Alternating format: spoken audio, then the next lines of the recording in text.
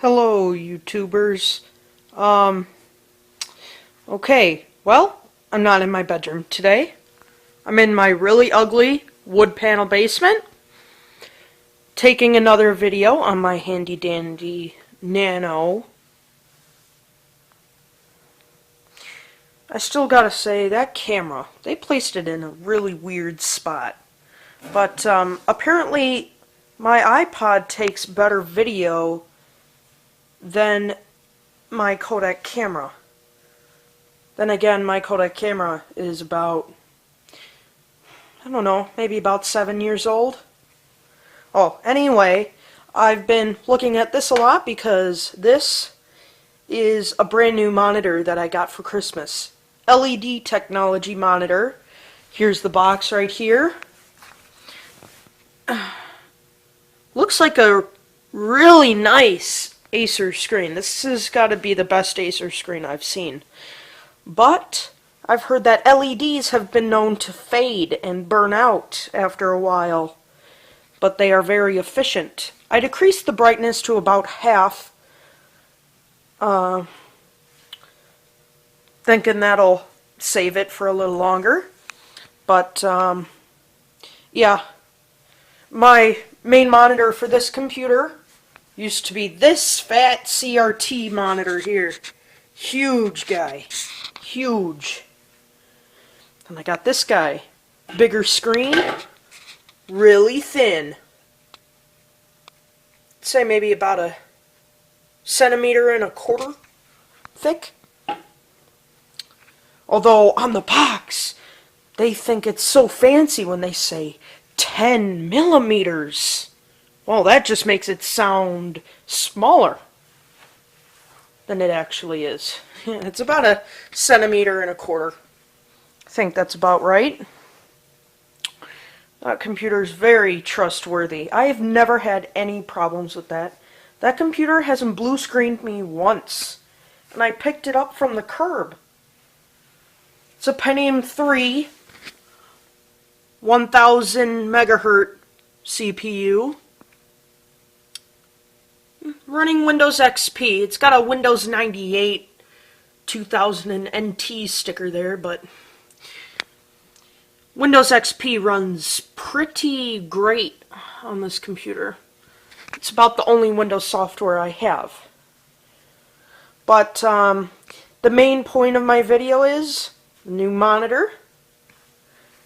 This new DVD rewriter here. Super multi-writer with light scribe technology. Ooh, but it's actually not as fancy as it looks. The tray is really cheap, and when it's reading or burning a disc, it sounds pretty beefy. Pretty beefy. Like it'll rattle the whole computer. Like it gets really fast. All you hear is gets really irritating. But this and that laptop, as you see, with a bad screen. These were my first laptops. Sorry about my fingers. Still, that iPod camera. Ugh. Awful place to put a camera. But, these were my first laptop computers here. See if I can get it open. It's really hard because you have to press buttons on both sides. No, I don't. Here, just hold on. Sorry if I'm shaking a lot. There's the inside of it. As you see, it's pretty thick. And look at that beefy docking station. It has really good speakers in it, though. One of the best I've seen for a docking station. In fact, this is the only docking station I've ever seen with built-in speakers. The bass actually gets pretty strong. You can feel the air vibrating out of this. But yeah, really old computer. But a question I'm really wanting to get answered is that I got this printer from a guy down the street. He gave it to me, but I don't think he knows much about computers. He gave me the wrong power cord. Gave me just a regular, computer power cord. Pretty high quality one. I'll keep that. But as you see, there's the jack for the actual power cord. And of course a classic parallel. But it's got a USB. So this one might be replacing that old HP over there. Because I'm guessing this one is still compatible with Windows 95. Maybe, because that machine right there, Big Packard Bell under the iMac there, is running Windows 95. And that seems to be the only printer that works with it. Scanner doesn't even work for it. Lowest drivers you can get is Windows 98 driver diskette ISO. Sorry about that. Setup's a little messy. Acer Pryza 320p Acer scan. I actually like Acer, because I'm pretty sure it's still an all-American company. Might not be, I don't know, you can correct me on that if you feel like it. But that scanner, I think the quality is a little higher than 320p, because it seems to scan pretty nicely. This scanner sucks. All-in-one HP printer. HP PhotoSmart 2710. All-in-one printer, fax, scanner, and copier. Ooh. It's actually really efficient on ink. I haven't had to replace these cartridges in 2 years. Then again, I don't use it much, so it might not be very efficient anyway. Look at this. Hinge is broken here. Screen still works though. If you push it down in a certain spot, it'll stay up like it should. I don't know. It still works, so I'm not complaining. It was my old family printer. Here. And we got this new HP printer here. Of course, another all-in-one fax, copy, scan. Apparently it can print photos, but only doesn't print out too great quality pictures. But of course it's also a printer. Fax works pretty well. Probably the quickest features on this thing. Scanner, awful. Everything else about it is just slow and really junky. And it's my old family computer right there, which still have all of the complete set that came with it, but I'm using it on that computer. The Milwaukee PC monitor, Microsoft keyboard and mouse. Yeah, that's all that came with it. That's not the original mouse pad. I think I have it somewhere. I don't know. Might be under the Dell mouse in here. Hold on, let's check. Haha! I'd say the complete kit, that with a wiped 90 gig hard drive, will be pretty nice. It's Pentium 4, but fan in the back is really rattly. Either replace it or get the tip that I got from,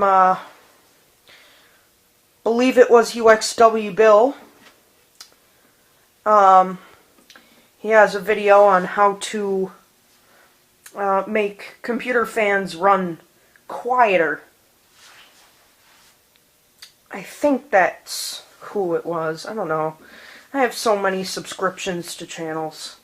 This is my second video, by the way. Woohoo! Yeah, I'm becoming a YouTube person. I'm really starting to like YouTube. Although I'm not liking the new look from Google.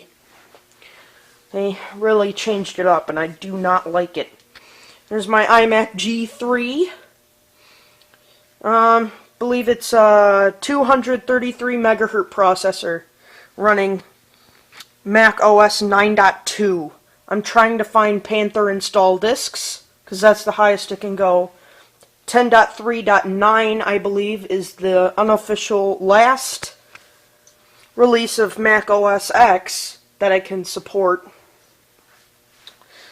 Yeah, I'd also appreciate some pointers on where to get those discs for very cheap, because I'm sorry, but I do not trust torrents as in operating systems. Oops, spoke of something illegal. Oh man, everyone does it. I don't know why people are saying, "Oh, you shouldn't speak of that. That's illegal." Well, you do too. So, come on, who hasn't downloaded something illegal? Right? Really crappy compact keyboard. That's what I'm running that Packard Bell on. See? No Windows key.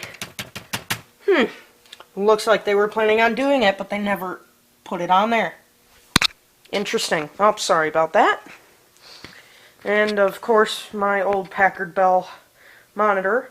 I'm sorry, but I do not have anything original from this computer on it besides that CD-ROM drive and the hard drive inside it. Pretty much everything has changed. Well, not really everything. Just that drive, but the guy that I got it from, he said he had a monitor for it, but he lost it somewhere in his basement. But I inherited his Packard Bell.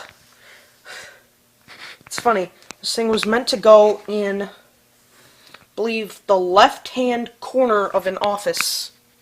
Look at that. Power buttons way over here. Reset buttons way down here. Not original floppy drive. Gotta take the cover off. Here. To use it. Of course, the not even a gig hard drive on it. Really loud hard drive, man. You could hear that thing in another room. Just hear it cranking along when it's doing the scan disk and all of that.